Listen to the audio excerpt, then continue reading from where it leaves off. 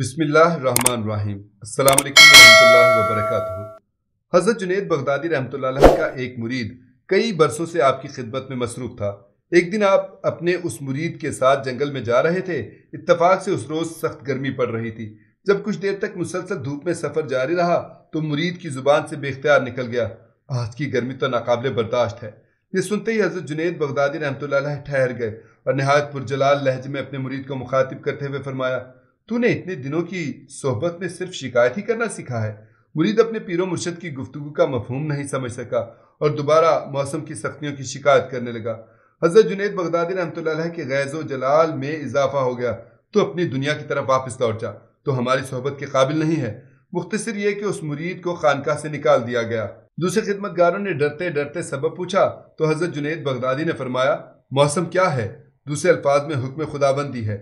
माहो नजूम अपनी मर्जी से तुलुओ गुरूब नहीं होते। सूरज में ये ताकत नहीं कि वो अपने इरादे से आग बरसाने लगे। जब कोई बंदा सर्दी या गर्मी की शिकायत करता है तो इसका एक ही मतलब है कि वो अपने खालिक के फैसलों पर राजी बरजा नहीं है। इसलिए हम भी ऐसे शख्स को अजीज नहीं रखते और वो हमारी सोहबत के काबिल नहीं है। एक तरफ हज़रत जुनैद बगदादी रहमतुल्लाह अलैह के जाहो जलाल का ये आलम था और दूसरी तरफ मुरीदों के साथ मोहब्बत की ये कैफियत थी कि आप एक लम्हे के लिए भी उनके हालात से बेखबर नहीं रहते थे। हज़रत जुनैद बगदादी रहमतुल्लाह अलैह का एक मुरीद बसरा में गोशा नशीनी की जिंदगी गुजार रहा था। एक दिन उसके दिल में किसी गुनाह का ख्याल गुजरा। शैतानी वसवसा इस कदर शदीद था कि हज़रत जुनैद बगदादी रहमतुल्लाह अलैह का मुरीद किसी तरह इस ख्याल फासिद पर काबू नहीं पा सकता था। आखिर ऐसी कशमकश में पूरी रात गुजर गई। सुबह उठा तो उसे अपने अंदर एक नागवारी तब्दीली महसूस हुई। फिर इसी ज़हनी कशमकश में उसने आईना उठाकर देखा तो खौफ व दहशत से उसकी चीख निकल गई।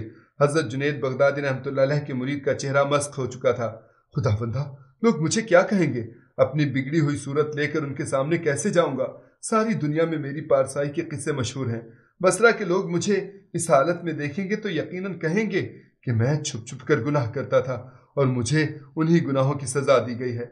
हज़रत जुनैद बगदादी रहमतुल्लाह अलैह का मुरीद ज़ारो क़तार रोता रहा, मगर उसका मस्क शुदा चेहरा अपनी असली हालत पर वापस नहीं आया। बसरा के बहुत से लोग उसके सोहबत में बैठा करते थे। फिर जब दोपहर का वक्त गुजर गया तो हस्बे मामूल लोग आना शुरू हो गए। उस शख्स ने शर्म और रुसवाई के सबब दरवाज़ा बंद कर लिया। अगर कोई अकीदतमंद दरवाज़ा खोलने के लिए कहता तो वो शख्स गज़बनाक लहजे में जवाब देता, मेरी तबीयत ख़राब है, आज मैं किसी से नहीं मिलूंगा, तुम लोग वापस चले जाओ। शेख, अगर आपकी तबीयत ख़राब है तो हम शहर बसरा के बड़े से बड़े तबीब को आपके पास ले आते हैं। अकीदतमंद दरख्वास्त करते, मगर वो शख्स किसी को क्या बताता कि उसे किस किस्म का मर्ज लाहक है। नतीजतन अपने अकीदतमंदों को झिड़क देता, मुझे तंग ना करो, मेरी बीमारी ऐसी है कि इस पर किसी तबीब की दवा कारगर नहीं हो सकती। आखिर लोग मुख्तलिफ अंदाज में चहमगोइयाँ और सरगोशियाँ करते हुए वापस चले गए। हज़रत जुनैद बगदादी रहमतुल्लाह अलैह के मुरीद का पूरा दिन शदीद बेचैनी और इस्तराब में गुजरा। रात भर तौबा इस्तग़फ़ार करता रहा। दूसरे दिन आईने में अपना चेहरा देखा तो स्याही किसी कदर कम हो गई। मुरीद को खुशी का हल्का सा एहसास हुआ, मगर अभी वो इंसानी मजमे में जाने के काबिल नहीं था। अकीदतमंद दूसरे रोज़ भी आए, मगर उस शख्स ने एक ही जवाब दिया, अभी मैं तुम लोगों से मुलाकात नहीं कर सकता, मेरी बीमारी बदस्तूर है, दुआ करो कि मुझे इस मर्ज से निजात हासिल हो जाए। अकीदतमंद तो खुद शेख की दुआओं के मोहताज थे। शेख की सेहत के बारे में क्या दुआ करते? जहन में हजारों अंदेशे लिए हुए वापस चले गए। दूसरे दिन चेहरे की स्याही कुछ और कम हो गई। फिर तीसरे रोज उस शख्स का चेहरा असली हालत पर लौट आया और पूरी आबोताब के साथ चमकने लगा। वो बार बार आईना देखता था और हक़ ताला का शुक्र अदा करता था, खुदावंदा, तूने मुझे अपने बंदों के दरमियान रुसवा होने से बचा लिया। चौथे दिन वो अपने अकीदतमंदों के आने का इंतजार कर रहा था कि अचानक दरवाजे पर दस्तक हुई। हज़रत जुनैद बगदादी रहमतुल्लाह अलैह के मुरीद ने दरवाज़ा खोला तो एक अजनबी शख्स को अपने सामने मौजूद पाया। मैं बगदाद से तुम्हारे नाम हज़रत शेख का ख़त लेकर आया हूँ। अजनबी शख्स ने कहा। पीरो मुर्शद का नाम सुनकर वारिफ्ता हो गया। उसने अजनबी के हाथ से हज़रत जुनैद बगदादी रहमतुल्लाह अलैह का ख़त ले लिया और उसे बार बार बोसा देने लगा। फिर जब उसकी ये इज़्तिरारी कैफियत कम हुई तो उसने अजनबी से बैठने के लिए कहा, मुझे कुछ ज़रूरी काम है, इससे ज़्यादा ठहर नहीं सकता। ये कहकर अजनबी चला गया। अजनबी के जाते ही मुरीद ने पीरो मुर्शिद का ख़त खोला और पढ़ने लगा। जब वो आखिरी लफ्ज़ तक पहुंचा तो उस पर एक कत्तारी हो गई। फिर वो इस कदर रोया कि उसकी हिचकियाँ बन गईं। हज़रत जुनैद बगदादी रहमतुल्लाह अलैह ने अपने मुरीद को मुखातिब करते हुए तहरीर फरमाया था, मेरे अजीज़, तुमने मुझे ये किस काम पर लगा दिया? मैं 3 दिन से धोबी का काम कर रहा हूँ और मुसलसल तुम्हारे चेहरे की स्याही धो रहा हूँ। याद रखो कि अहले अल्लाह का मुहासबा बहुत सख्त होता है। ان کے دل میں گناہ کا خیال گزرنا ایسا ہی ہے جیسے وہ گناہ کے مرتکب ہو گئے ہیں۔ اس واقعے سے ان لوگوں کو سبق حاصل کر لینا چاہیے جو پیری اور مریدی کے کاموں میں مصروف ہیں مگر اس رشتے کی اہمیت کو نہیں سمجھتے۔ حقیقی پیر وہ ہے کہ مشرق میں رہتے ہوئے بھی اپنے مرید سے باخبر رہے۔ اگر یہ روحانی سلسلہ اس طرح قائم نہیں رہتا تو پھر مرید اور پیر کے اس رشتے کی کوئی حقیقت نہیں۔ ایک موقع پر علامہ اقبال نے حضرت غوث اعظم شیخ عبد القادر جیلانی رحمۃ اللہ علیہ کو خراج عقیدت پیش کرتے ہوئے کہا تھا، قم باذن اللہ کہہ سکتے تھے جو رخصت ہوئے، خانقاہوں میں مجاور رہ گئے یا گورکن۔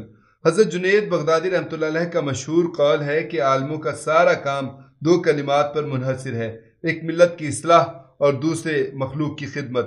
ایک بار آپ رحمۃ اللہ علیہ نے انسانی زندگی کی حقیقت بیان کرتے ہوئے فرمایا، جو انسان حق تعالیٰ سے بے خبر ہے اس کی زندگی سانس کی موجودگی تک ہے، سانس ختم ہوئی اور زندگی بھی فنا ہو گئی، مگر جس شخص کی زندگی حق تعالیٰ پر ہے وہ حیات طبعی سے حیات اصلی کی طرف رجوع کرتا ہے اور حقیقی زندگی یہی ہے۔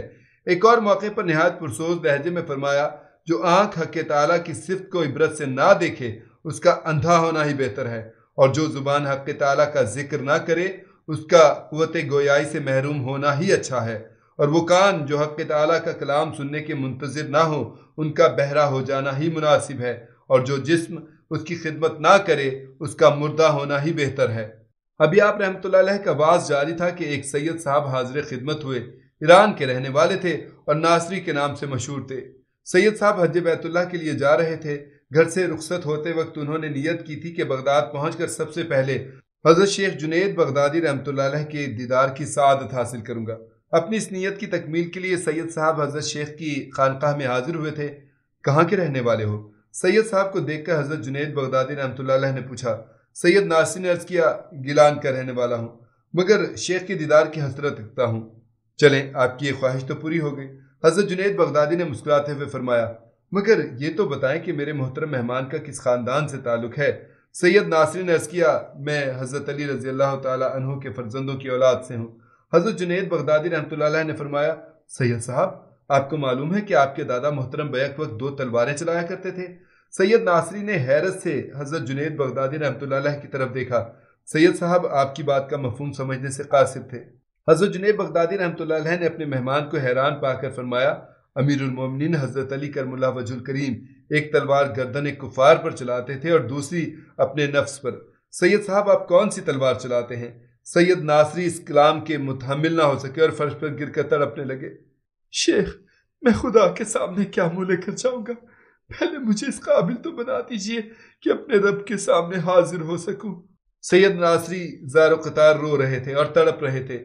شیخ، اللہ کی طرف میری رہنمائی فرمائیے۔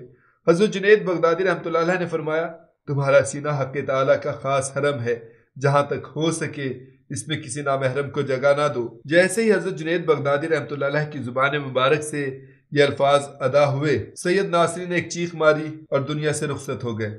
حضرت جنید بغدادی رحمۃ اللہ علیہ کے بارے میں مشہور ہے کہ آپ کی مجلس واعظ کی عجیب شان تھی۔ تقریر کی اثر انگیزی کا یہ عالم تھا کہ حاضرین کی اکثریت مرغ بسمل کی طرح تڑپنے لگتی تھی۔ بعض سامعین پر اس قدر وجد طاری ہوتا کہ اپنی جانوں سے گزر جاتے تھے، اور جو ہوش میں رہتے تھے ان کی آنکھوں سے آنسوؤں کے آبشار جاری ہو جاتے تھے۔ شکستہ دلوں، خستہ حالوں، محتاجوں، مسکینوں اور ضرورت مندوں پر حضرت جنید بغدادی رحمۃ اللہ علیہ کا آستانہ کرم ہر وقت کھلا رہتا تھا۔ اس کے برعکس آپ کی ذاتی محفلوں کا یہ حال تھا کہ وہاں اہل ذوق کے سوا کسی کا گزر ممکن نہیں تھا۔ ایک دن آپ کے کسی ہم مذاق دوست نے دعوت کی۔ حضرت جنید بغدادی رحمۃ اللہ علیہ خوشی خوشی تشریف لے گئے۔ ابھی کھانا شروع نہیں ہوا تھا کہ ایک شخص مکان میں داخل ہوا۔ حضرت جنید اس شخص سے واقف تھے۔ وہ ایک کم علم اور بے ذوق انسان تھا۔ محفل میں آنے والا شخص ابھی بیٹھا بھی نہیں تھا کہ حضرت جنید بغدادی رحمۃ اللہ علیہ نے اسے اشارے سے اپنے پاس بلایا اور اپنی چادر اتار کر دیتے ہوئے فرمایا، اسے لے جا کر رہن رکھ دو اور جتنی رقم ملے اس کی شکر لے آؤ۔ پھر جیسے ہی وہ شخص چادر لے کر گھر سے باہر نکلا، حضرت جنید بغدادی رحمۃ اللہ علیہ اپنی جگہ سے اٹھے اور دروازہ بند کر دیا۔ تمام دوست بڑی حیرت سے آپ کے اس عمل کو دیکھ رہے تھے۔